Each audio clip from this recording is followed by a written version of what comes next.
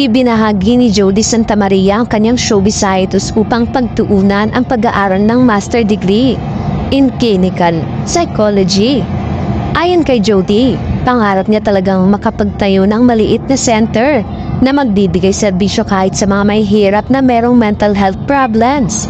Pangarap ko talaga yung small center to make mental health accessible to all. Hindi lang for people na kaya magbayad kundi para sa lahat.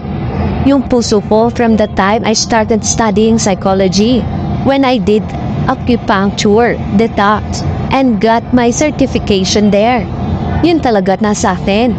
At God willing, yung dream na yon will turn into reality, saad niya sa isang interview. Maliban pa raw dito, iba ang saya na nararamdaman niya kapag nasa loob siya ng classroom at natututo ng iba't ibang bagay. Nag-enjoy kasi ako for some weird reason. I enjoy the feeling of being in the class. Gusto ko yung student ako, nakaupo, nakapalearn ako ng mga bagong things.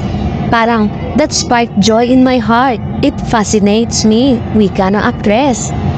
Marami naman ang nalungkot na fans dahil pansamantala nilang hindi mapapanood kang kanilang idolo, ngunit masaya daw sila at suportado pa rin ang aktres sa pangarap nito.